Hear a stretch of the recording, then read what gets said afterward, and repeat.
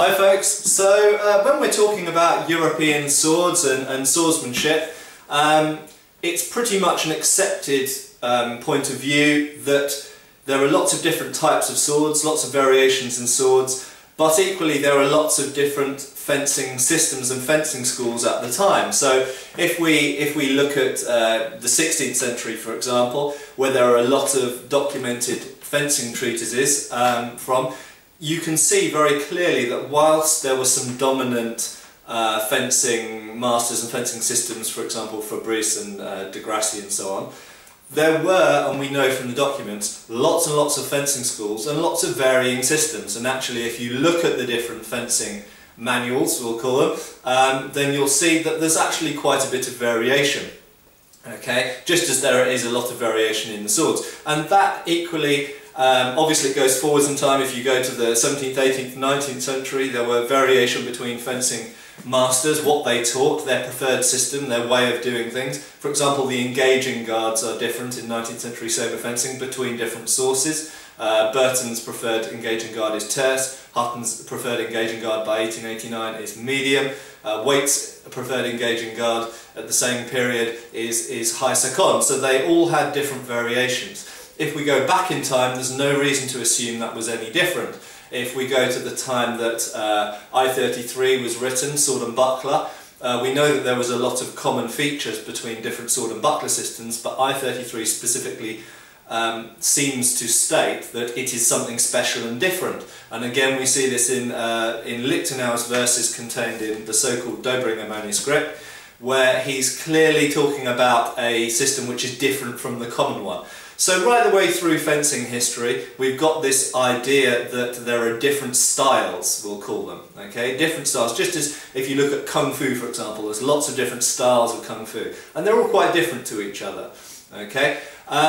Now, when it comes to Japanese swords, there seems to be a common perception in the media that Japanese swords were all used in the same way, and this is something that kind of troubles me a bit, because when I get into discussions on the internet and face-to-face with people about Japanese swords, they say, oh well, you know, in German longsword you do this, this and that, but we wouldn't do that in Japanese swordsmanship with a katana.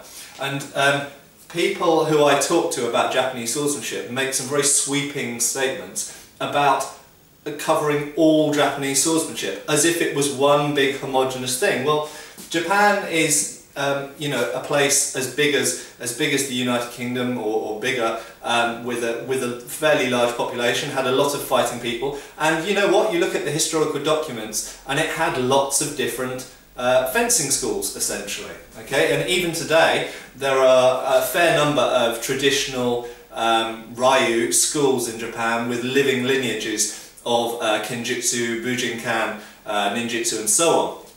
So there are differences, there are different schools, and I think I don't know much about Japanese swordsmanship, as I'm always keen to point out, and I don't know an awful lot about Japanese swords, but when I'm talking about European fencing and swords to people who know a lot about Japanese swords and swordsmanship, I do encounter this, this mentality of the idea that Japanese swordsmanship was quite homogeneous, and I have a problem with that because it doesn't sit that well with my understanding actually of what was happening in Japan in, say for example, our 16th century. The fact that there were lots of rival schools and rival swordsmen, and the fact is different people had different styles of fighting, even between individuals you see it. And undoubtedly some of the traditional Japanese Ryu merged together, some of them split apart into separate ones from originally being the same master or school, and there's a lot of variation, and some of those have died out. In fact, probably the vast majority of Japanese Ryu have died out and have nothing surviving in the modern world apart from maybe some written texts, and I think it's sad to give people the impression that Japanese swordsmanship is less varied than it probably was.